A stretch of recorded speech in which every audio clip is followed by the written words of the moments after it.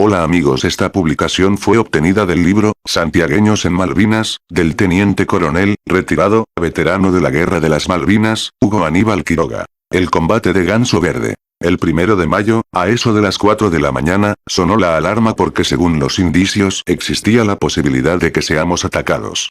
Por supuesto, quedamos todos en estado de alerta, pero afortunadamente se trató de una falsa alarma. 3 horas más tarde, se nos ordenó salir de las posiciones para caminar y ejercitar el cuerpo. En ese preciso momento nuevamente se dio la voz de alarma por lo cual todos volvimos a ocupar nuestras posiciones de defensa. En ese instante me encontraba en el pozo de munición, especie de polvorín de campaña, y al sacar la cabeza pude ver despegar al primer avión Pucará, pero cuando quiso despegar el segundo avión, clavó su trompa en el suelo como consecuencia del mal estado de la pista quedando con la cola para arriba. Esta situación obstaculizó la partida del resto de los aviones y a la vez trajo graves consecuencias. Inmediatamente se escuchó que alguien daba la alarma gritando bien fuerte aviones. Y en un abrir y cerrar de ojos, apareció una escuadrilla de aviones Sea Harrier lanzándose en picada sobre nosotros y atacando todo el sistema defensivo del aeropuerto. De repente todo se convirtió en un infierno, produciéndose un desconcierto total. Una vez finalizado el ataque, se escuchaban por todas partes gritos desgarradores de dolor y sufrimiento por parte de los heridos que pedían ayuda. El saldo de ese ataque fue por demás lamentable. Había muerto el teniente Jukic, piloto del avión enterrado y los suboficiales Duarte, Rodríguez, Carrizó, Montaño, Peralta y Brasich, quienes se desempeñaban como mecánicos y en ese momento intentaban ayudar al mencionado teniente a despegar. También sufrimos la baja de aproximadamente 20 heridos, 13 de ellos de importancia. El escenario que se vivía era por demás sombrío ya que además de los muertos y heridos, se podía ver a los aviones averiados seriamente, las instalaciones destruidas y el aeropuerto fuera de servicio con grandes pozos. De a poco nos fuimos reuniendo nuevamente en las posiciones, ya que luego del ataque y a consecuencia del miedo, habíamos corrido en distintas direcciones en busca de protección.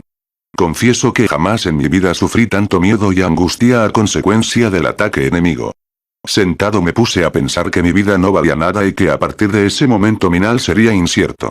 Posteriormente a órdenes del cabo primero Ferreira, procedimos a reunir a los muertos en un sector y a embarcar a los heridos en un helicóptero Chinook para ser trasladados al hospital de Puerto Argentino, y con gran sorpresa entre ellos se encontraba herido mi compañero y amigo Suárez Rey, también santiagueño. Al atardecer de ese triste día me preguntaba por qué no se dio la alarma temprana y en tiempo para adoptar las medidas defensivas, a lo cual el teniente Bustillo nos informó que él había visto un punto en el radar, pero que rápidamente desapareció del visor. Ante esta situación, salió a explorar sobre el horizonte y en la dirección desde donde presumía podría aproximarse el enemigo. Fue en esa oportunidad que los vio aparecer sobre la cabecera de la pista e inmediatamente dio la voz de alerta. Los expertos pilotos enemigos se habían aproximado a muy baja altura, a ras del agua, para no ser detectado por el radar. No recuerdo muy bien, pero creo que a los 2 o 3 días fuimos nuevamente atacados, por una escuadrilla de aviones Harrier, pero la situación ya no era la misma. Ahora los estábamos esperando con la sangre en el ojo. Habíamos instalado un cañón de 35 milímetros en la cabecera de playa, 4 cañones de 20 milímetros a orilla de la pista.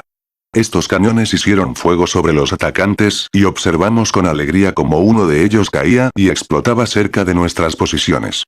Cuando bajamos el primer avión cambió por completo el ánimo de todo el personal, gritábamos, insultábamos a viva voz al enemigo, nos abrazábamos, pudimos descargar todos nuestros miedos y angustias. Fue una inyección de energía, de valor, de euforia. Ahora nuevamente nos sentíamos seguros y con ganas de combatir. A partir de ese 1 de mayo y hasta el día de la rendición, fuimos atacados constantemente por las fragatas en horas de la noche y por aviones normalmente entre las 8 y 9 de cada mañana.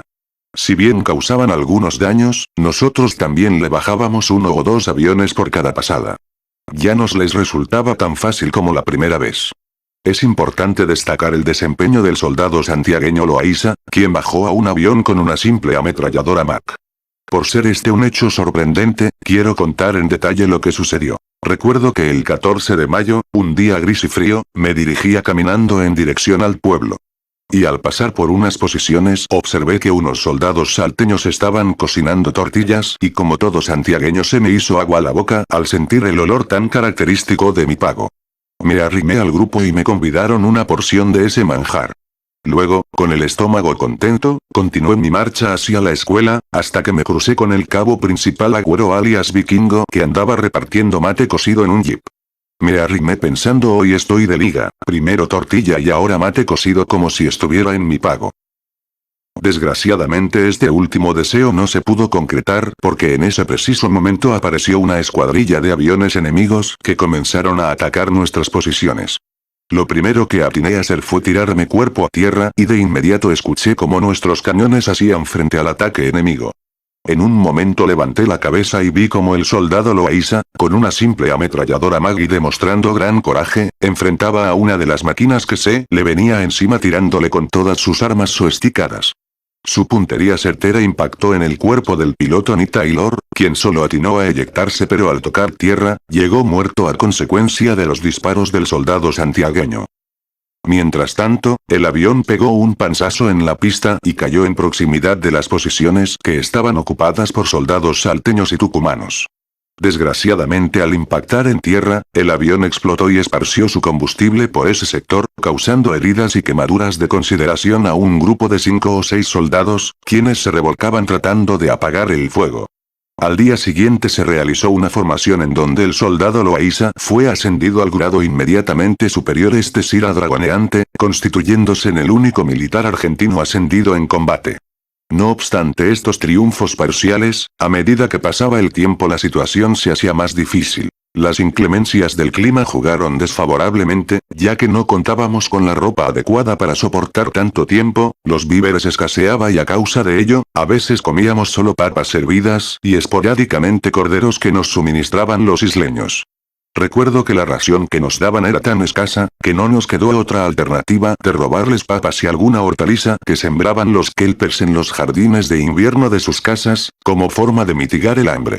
También las actividades se hacían cada vez más pesadas ya que debíamos cambiar constantemente el lugar del polvorín, realizar acciones de velo y engaño para desorientar al enemigo.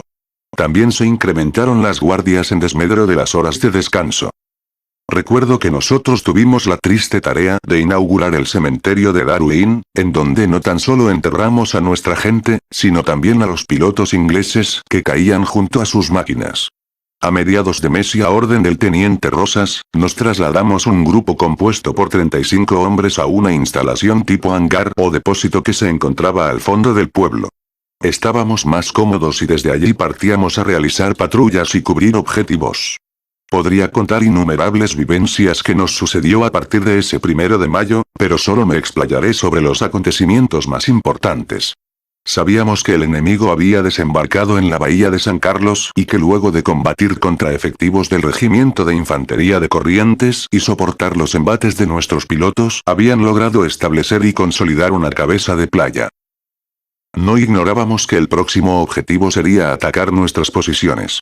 El 25 de mayo, día festivo en que celebramos nuestra independencia, me encontraba cumpliendo el servicio de guardia sobre un sector próximo a un canal.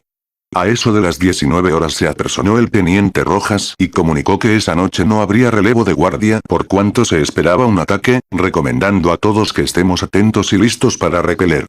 Recuerdo que frente a un pequeño canal de agua había una casa en la que supuestamente no vivía nadie en razón de que nunca vimos movimiento de personas ni luces.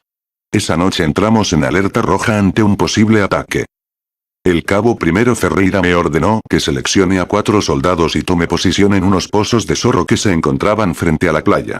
Por supuesto elegí a los soldados santiagueños Lamy Ramón, Sobrero Ariel y Gómez Nicasio, también a un salteño de apellido Sevilla. Durante la tensa espera que se vivía, apareció el cabo Mendoza que andaba por todas las posiciones repartiendo barras de mantecol y cigarrillos. No lo podíamos creer. A esa altura de la guerra, tener esos elementos era un lujo. A eso de las 7 de la mañana del día 26, comenzaron los ataques de las fragatas inglesas. Minutos antes el soldado Sobrero había salido de su posición para realizar actividades físicas porque tenía mucho frío, pero tuvo que perderse de cabeza en su pozo para no ser herido. El fuego enemigo se hacía cada vez más intenso. El teniente Rosas a bordo de un jeep, en medio de las bombas, replegaba al personal hacia otras posiciones más a retaguardia, para preservar al personal. Nuestro grupo, a diferencia del resto, no pudimos salir de ese infierno, quedando solos y aislados. En ese momento, vi como un piloto y un mecánico colocaron en la pista un avión y pudieron despegar, salvando de esa manera la destrucción de la máquina. Horas más tarde, vimos a ese mismo avión Pucará pasar en vuelo rasante sobre nuestras cabezas, bombardear la casa que supuestamente estaba vacía y continuar su marcha en dirección a las fragatas enemigas para enfrentarlas. Posteriormente me enteré que en esa casa vivía personal que cumplía funciones de observador adelantado y les indicaba a los ingleses sobre nuestras posiciones, es por ello que cuando el soldado obrero salió a realizar ejercicios, delató la posición y como consecuencia de ello, fuimos objetos de los certeros ataques. Durante esos días en que éramos atacados por varios buques que colmaron el estrecho, pude ver con gran admiración cómo nuestros pilotos atacaban con deprecio a sus propias vidas a las fragatas inglesas que nos acosaban constantemente con sus bombardeos como fase previa al desembarco. Quedé muy sorprendido por el coraje de mis superiores, algunos de los cuales conocí durante el período de instrucción. Recuerdo al mayor Tomba, que luego de atacar a las fragatas, su avión fue impactado por un misil enemigo. No obstante ello, pudo orientar a su máquina y lanzarla contra un barco atacante. Gracias a su pericia pudo eyectarse a tiempo y al caer herido, fue tomado prisionero. El día 27 de mayo junto a 10 soldados nos ordenaron marchar para dar seguridad al radar a órdenes del cabo Mendoza que se encontraba en una pequeña altura. Durante esa noche observamos cómo se combatía y cómo avanzaban los ingleses aprovechando su superioridad numérica en personal, su tecnología de avanzada y apoyo de fuego. Al día siguiente se apersonó el teniente Sifón y se llevó al cabo Mendoza junto a 5 soldados para ubicarlos en otra posición defensiva. Posteriormente regresó y me ordenó que me haga cargo del resto del grupo y marcháramos en proximidades de la misilera a los efectos de defender ese sector. Al llegar, observamos que nuestros compañeros que se encontraban más adelantados, habían entrado en combate directo. Dentro de mi grupo estaba el soldado Mario Luna, quien posteriormente murió en cumplimiento de la misión impuesta. Desde ese lugar tratamos de parar, mediante el fuego de nuestro armamento el avance inglés que habían tomado la zona de la escuela, la que se encontraba muy próxima a nosotros. Combatimos durante casi 2 días junto al personal del Regimiento de Infantería 12 de Corrientes, que en su repliegue se juntaron a nosotros. Recuerdo todavía cómo gritaban tan fuerte los famosos Sapucay como forma de infundirse valor o de alegría cuando bajaban a algún helicóptero o soldado enemigo.